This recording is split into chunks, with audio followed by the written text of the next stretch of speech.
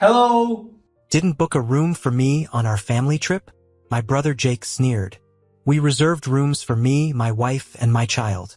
We're the real family. I calmly responded, then I'll leave, and walked out. Hours later, after ignoring dozens of their calls, something unthinkable happened. On Thanksgiving morning, as I woke up in my New York City apartment, the familiar anxiety crept into my chest. Another year, another family reunion. This year, the venue was the Westward, a luxurious resort hotel in Malibu, California. It was our yearly family outing, and as usual, all expenses were being borne by my grandfather, Howard Carter. As I gave a final check to my suitcase, I exhaled heavily. I looked at myself in the mirror. My name is Nathan Carter, and I'm 35 years old. I'm a research director. I earn $130,000 per year. I stay alone in New York. I have been steadily building my assets through well-thought-out investments. Money is important, but dignity is something even more precious. I remembered what my grandfather said. He is a successful businessman who made his fortune in real estate development. Everything about financial management I learned from him. Since childhood, he taught me with great enthusiasm about investments and asset management. He is the only one in the family who truly understands me. And then there is my brother Jake, a former airline pilot who became a full-time husband. He leads an apparently affluent life with his wife and 7-year-old daughter, Emily. But this lifestyle wouldn't be possible without monthly support from our grandfather. Their high mortgage payments, car loans, and their daughter's private school tuition. Everything is covered by grandfather's assistance. Still, Jake's social media is flooded with glamorous posts, new designer watches, dinners at expensive restaurants, luxurious vacations. He seems fixated on showing a life that is far from real. My parents, Richard and Susan Carter, are no different. They seem to be enjoying their retirement life in Florida. But that too would not be possible without the support of grandfather. Their retirement fund, the deposit for the high-end retirement home, everything is based on grandfather. My parents have always been cold toward me but indulgent with Jake. That hasn't changed since childhood. I covered my tuition with scholarships and my living expenses by part-time jobs while I was in college. Meanwhile, my brother depended on our parents for everything, study abroad expenses and living costs included. The contrast still hurts to remember. Become someone who can stand on their own feet. That is another of grandfather's sayings.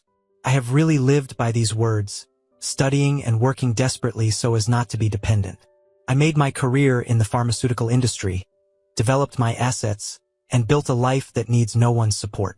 The high-rise apartment looking out over New York's skyline was achieved by my hand. The moderate luxury in my life, within my means, that is the life chosen. Lifting up my suitcase, the anxiety for this year's Thanksgiving was slowly growing. Every year, the distorted relationships in our family only intensified. My brother's preoccupation with superficiality, my parents' preferential love, and the anxious eyes of grandfather. On the way to the airport in the taxi, I thought about this year's trip. The Westward was a 5-star, internationally renowned hotel built in 1982. It was an Italian Renaissance building with suites over $900 per night. The special dinner for Thanksgiving was said to be over $300 per head. But against that glittering backdrop, the reality of our family was fragile and distorted. My brother's high-rolling lifestyle, my parents' comfortable retirement, all castles built on the sand of grandfather's support. And this year, those distortions were about to reach their breaking point. Of course, everyone must have noticed, yet no one dared to speak of the reality that now awaited us. Through the taxi window, from Los Angeles International Airport to the Westward, California's gentle sunlight streamed in. On Thanksgiving Day, under a pleasant weather condition, I arrived at this luxury resort. I was the last to arrive. Pulling my navy Rimowa suitcase, I stepped into the Italian Renaissance-styled magnificent building. My simple yet elegant theory suit had slightly wrinkled during the long flight. The lobby spread out as a clean, dignified space. Above, crystal chandeliers glittered, and beneath, footsteps whispered softly on the marble floor. Other guests were already spending their Thanksgiving afternoon in their ways. On my way to the reception desk, I saw my parents. They seemed to be talking about something in a corner of the lobby. My mother Susan was wearing what looked like a new resort dress while my father Richard was casually dressed appropriate for his age. Our eyes met, then darted away. "Mr. Carter, I apologize, but I don't seem to find your reservation." The tone at the desk was apologetic. She continued to tap onto the screen, furrowing her brow. "I have all of the reservations for your family except..." I heard the clink of high-priced heels. I turned and found Jake striding toward us in a triumphant grin. Hermes Birkin bag hanging on his wife's arm and a Cartier gleaming on his hand. "Oh, finally Nathan showed up," he said with sarcasm laced into the tone of his voice. The receptionist continued to check the system. Other guests started to glance toward us. "How queer there is no reservation." Jake's voice rose in decibel, precisely calculated to show the attention to the people present around him. His Louis Vuitton baggage was strikingly contrasting next to my dark-colored case. "Actually," Jake stepped closer, a triumphant smile on his face. "I only made reservations for our family." His voice echoed in the lobby. He continued, heavy with sarcasm. "A room for me, my wife, and my daughter. And one for Mom and Dad. Just for the real family, you see." There was a moment of silence. The front desk staff stood agape, and our parents turned their backs even further away. The air around me solidified in an instant. With a slow, deep breath, I spoke with my face still expressionless. "I see. Then I'll leave." Surprisingly, my tone came out cooler than I thought it would. Re-gripping the suitcase handle, I nodded politely to the front desk staff. Taking out my smartphone, I opened the app for calling a taxi. "Wait!" Jake's voice rose, but by now I was ready to leave the lobby. I felt the sympathetic stare of the staff at the reception desk, and I began to walk towards the door. My brother looked so surprised at what happened, yet the triumphant grin just clung on. Our parents were simply standing a bit awkwardly. The quiet lobby only rang with the sound of my footsteps. The afternoon sunlight streamed inside through the main door, dazzlingly bright. Palms danced gently in the refreshing breeze as they waited for the taxi. In a few minutes, the Thanksgiving holiday that I was supposed to spend at this luxury resort was over. But at this very moment, a strange sense of liberation overcame my heart. Grandfather's words came to my mind again. "Be a person who can stand on their own feet." Now, I felt I knew what those words meant. In the few minutes waiting for the taxi, I looked at the magnificent exterior of the hotel. The Adam-style building told a story of over 200 years of history, and it was decorated luxuriously for Thanksgiving. Luxury cars kept coming, and well-dressed families stepped out. Through the lobby glass, I was able to make out my niece, Emily, all dressed up in that way too costly of a dress no child ought to have. Fidgety behind her dad, maybe seeking for me. Of course, Thanksgiving Dash, the ritual that one of our things we've been performing religiously and also includes getting the gifts. Which brings to attention about a pearled hair clip nicely packaged in the suitcase. Into a taxi, Los Angeles International Airport. I was already searching on my smartphone for the next available flight to New York. Though airfares during Thanksgiving are so expensive, I did not really mind that. Rather, this emotional energy that I wasted every year in this season of the year seemed far costlier. In the rearview mirror, the westward building grew smaller. Its gleaming form bathed in afternoon sunlight, a monument to our family's superficial glamour. And now, the first crack had appeared in that facade. I couldn't predict what would happen next. But one thing was certain, there was no going back. The inside of the taxi was quiet, insulated from the cacophony outside.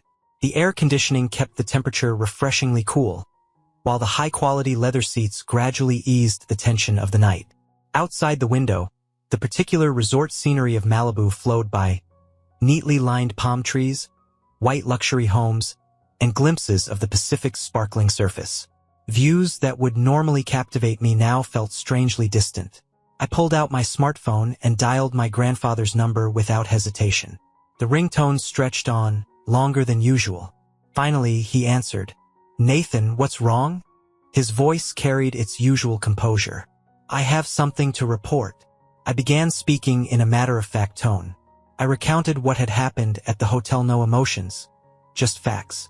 How my reservation had been missing, what Jake had said, how I had left, in sequence. I could hear the breathing on the other side start to get a little hoarse as grandfather listened to me. He was stifling his anger, but I didn't add words to provoke his sympathy. I understand. Leave the rest to me. Grandfather's voice was low and heavy. In those few words lay an omen of things to come. Within minutes of hanging up, the calls began to flow in. First, from Jake. Over 10 missed calls within a quarter of an hour. Then a message. Nathan, Emily wants to see you. She was looking forward to our annual Thanksgiving. Can't you think about a child's feelings? My friends come over for dinner tonight. I was planning on posting the perfect family Thanksgiving to Instagram. Do you know how embarrassing it is to explain this situation? Jake's voice rose higher, hysterical. Between those calls, emails from our parents did start to trickle in. We could have put another room in, but then again, as Jake said, design the house around the real family. My mum's email expressed years of chills. You are independent now, aren't it? If you can afford it, then why not have another room? With your salary, it shouldn't be a huge deal. What's the emotional high drama for? Then another from my father went in for an even sharper X. Jake has a family, a wife and a child. You do know that, don't you? Can't you just keep quiet and bear with it over Thanksgiving? That has always been the problem with you, thinking about no one but yourself and never the family. Next, my mother went on, portraying me as the bad guy. We had plans for social network postings. We were going to take such nice pictures of you and Emily. Now it's all ruined. The feeling within my chest, with every and each message read. But by now, those were words heard. Since ever I could remember, my brother and I had been under this kind of discrimination. Then, as it neared to the airport, this surging wave received new messages like, because you are selfish, Emily is crying, and also she was planning so long. She had longed to meet Uncle in end. He continued to use his daughter as a shield to the very end. All I could perceive behind it was vain and pride. Then followed another of her sarcastic emails from Mother. Poor Jake. If you knew how hard he tries to provide for Emily, you wouldn't be so heartless. Desperate as she is about Emily's future, you wouldn't understand. But children's education requires money. Yet, at a time like this, I felt no need to reply. If anything, I was grateful that things had come into the open without too much effort on my part. Just before reaching the airport, an email from grandfather arrived. I am proud of your decision. I know everything. A certain warmth welled up in my eyes as I read the message. However, this wasn't because of sadness, but because of quiet determination, a new chapter that had started and would grow big very fast. My smartphone kept on receiving incoming calls relentlessly. Worried messages from Jake attacked my screen. Answer the phone right now. Then, accusatory emails from my parents. Your selfishness is tearing the family apart. But I had reached a place where no one's voice could reach me. Getting out of the taxi, I started to walk towards the international terminal. While booking my flight to New York, I felt a strange sense of freedom. This was the moment of being freed from the false real family. About 30 minutes after boarding, an email from grandfather came in on the New York-bound plane. The recipients listed all the family members. The following is my final decision to be announced. Grandfather's email began as characteristically dignified as he was. Today, on Thanksgiving, an incident occurred which badly wounded our family dignity. Cruel treatment of Nathan, injury to the name of the Carter family, and under no circumstance shall be tolerated. I hereby freeze immediately all financial support given to Richard, Susan, and Jake. Let me remind you that your respective high lifestyles depend on my support entirely. Those who have been blinded by their lives of vanity and pretentiousness and have forgotten what family is all about deserve no more such privilege. Just as I read that, my phone wouldn't stop ringing. It was Jake again. He must have been in deep need since he was trying to call in every now and then. Nathan, please answer the phone. Convince Grandpa. His voicemails marked his increasing desperation. Needless to say, his life would turn into a nightmare without that amount each month. All his lifestyle had been built on the basis of grandfather's backing. Then came emails from my parents. The conceitedness was all gone, and the email was pleadings of desperation. Nathan, this is about our retirement. Can you please talk to your grandfather again? The $150,000 deposit for our reserved luxury retirement home will get forfeited. Our medical insurance subsidies will stop. Their panic was unmistakable. The reality of their retirement security crumbling in an instant had finally hit them. Do something, Nathan. Listen, if it's you, won't he? For the first time, my mother's email contained unfamiliar words. I'm sorry for saying such terrible things earlier, but this is a family crisis. I quietly turned off my smartphone. Through the plane window, a vast sea of clouds stretched across the sky. The perfect family Thanksgiving photos posted every year on social media would not be uploaded this year. For Jake, that might be an even bigger blow than the financial impact. The plane flew steadily toward New York, without turbulence. The guy next to me was deep in thought, scrolling through some Thanksgiving dinner recipes on his phone. This would have been the time I was presenting Emily with her gift in the lounge bar of a hotel. When I finally got home and onto my Wi-Fi network, my cell exploded in notifications. Over 100 unread messages, most of them from Jake. Their contents grew increasingly panicked. What am I supposed to do? I won't be able to pay the loans. What about Emily's school fees? Emails from my parents too had turned urgent. We might be deprived of getting back retirement home deposit. What to do? Can't sleep over thinking about medical insurance. And most tempting message, final notice from grandfather, was sent to all in the family. This is something that cannot be undone. Consider this the consequence of your own doing. If you disagree with my decision, I will cut everything off immediately.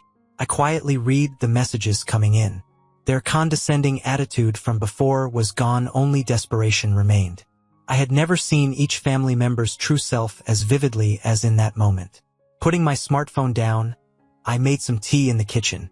By this time, I should have been having their sumptuous Thanksgiving dinner, a $100 special course per person. I remembered that amount, and it brought a slight smile to my face. Every year, my brother's family updated their social media status with posts about this delectable dinner. But, in fact, they were seldom able to even pay their month-on-month credit card debt. Another call received. This time from Jake's wife. She sounded a little panicked and confused in her voice. Among those were quips about how her husband overspent. And their marriage also seemed to start developing cracks. Then the really desperate appeals started coming from my parents. The retirement home won't refund the $130,000 advance payment. Medical insurance will be self-paid from next month. Because of you. Our retirement. Even in their begging, they continued to side with Jake, even as they blamed me. It was as though they had learnt nothing. Refrigerator, I extracted a lemon and dropped it into my tea. Tomorrow, the routine work awaited. New research data analysis waited at the pharmaceutical company. $150,000 salary annually, progressively invested investment trust. A sound foundation of life, built through my own efforts. Out the window, New York's night view glimmered. Quiet. Lights of high-rise buildings are like stars of the city. Suddenly, my credit card statement came into mind. Full amount payment per month. Luxury I could afford being poor. Zero debt. And the saying by grandfather, vanity is for people. Savings are yours. In this city, my life was made through my own hard-earned fortune. As grandfather always said, I had become a man who stands on his own 2 feet. And at that moment, I really felt that decision was correct. Incoming calls kept ringing from my smartphone. But they were voices I could no longer hear anymore. 2 weeks since Thanksgiving, early December. The first snow-clad New York pure white. Day after day plunged into work of new projects in the pharmaceutical company's lab. At a time my family's condition completely changed with routine unchanged day by day. Social media first provided the initial signs. Jake's Instagram, once updated almost daily, had gone dark. His last post was the day before Thanksgiving. A photo of a Hermes bag at an upscale restaurant, tagged with #DreamLifestyle. The caption, "What a wonderful life." Now, it sounded painfully ironic. Emails from my father were finally contrite. I'm reflecting on our years of extravagant living. We spoiled Jake too much, and we were cold to you. I'm sorry. Similar messages came from my mother. With their medical insurance subsidies cut off, They were finally realizing how much healthcare really costs. Our pension alone is nowhere near enough. I finally understand how luxuriously we were living. Jake's situation was even more serious. I got an unexpected call from his wife. I found hidden debts he kept secret. I'm in a state of shock looking at credit card bills. We can't afford this life anymore.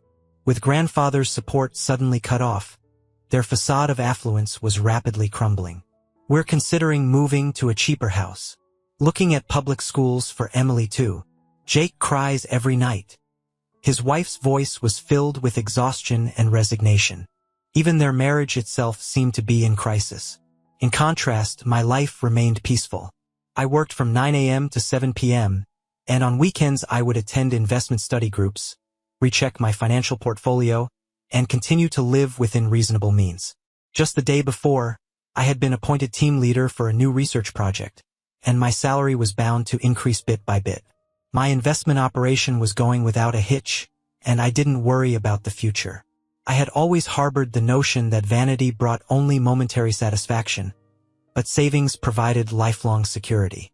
Now, with grandfather's words about their insecure retirement and Jake struggling with mounting debt, I simply went on to lead my ordinary life. Over the last 2 weeks, the desperate calls and emails had slowed to a trickle. Messages that had come in every day now were only coming once or twice a week, their tone changing from angry and in denial to quietly resigned. Jake's latest email was brief, but it spoke volumes. Emily will be transferring to public school. She'll take the school bus. I never thought it would come to this. It was the first indication he was starting to face up to reality. That carefully contrived picture of private school life, once posted hopefully on social media, would never be uploaded again. My parents were also being forced to adapt. They were now seriously considering moving from their luxury Florida community to a more affordable condominium. Medical bills were piling up, and the dream of a comfortable, effortless retirement had collapsed overnight. An email from my father was unusually candid. We have lived with the wrong values for so many years. Yet, if that realization would indeed change them was a different matter altogether. One night, a short email from grandfather read, "Awakening to the truth of life sometimes brings pain, but it is necessary pain. Your decision gave them an important lesson." I didn't answer. I just saved the message. That night, while I stared at the New York City skyline, the stars twinkled between the skyscrapers.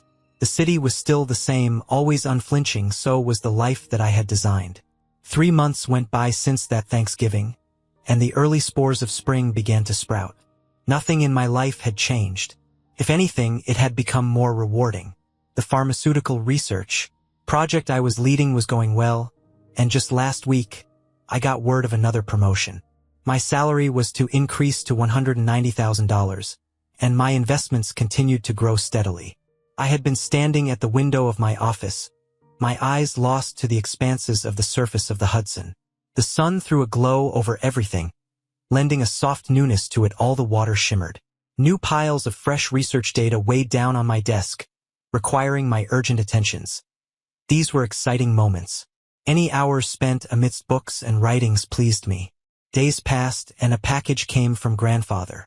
Opening it, there was a single-strand pearl necklace inside.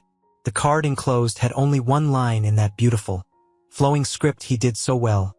"True brilliance dwells in those who stand on their own feet." I had kept in touch with my parents since the fallout, but very minimally. They had gone ahead and moved to a smaller home, struggling to keep up with their medical expenses, but they were slowly adjusting. For the first time, my mother's emails carried a different tone. Luxury brings momentary joy, but there is real security in living a grounded life. Jake and his family had also moved to a modest suburban neighborhood. Emily had adjusted to public school and was now catching the bus to school every morning.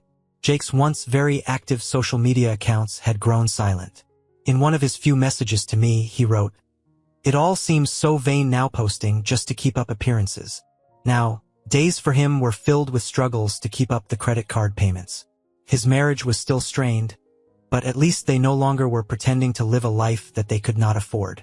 I had started setting new goals for myself, such as building a stronger career in pharmaceutical research and one day leading my own team.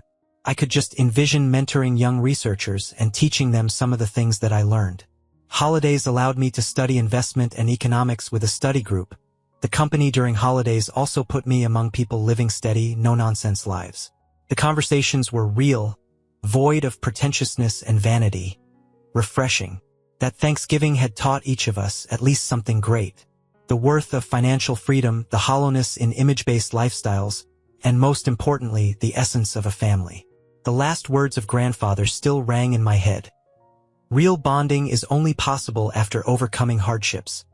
Inside my desk drawer, the pearl hair clip that I had bought for Emily was sitting, still encased in unopened packaging.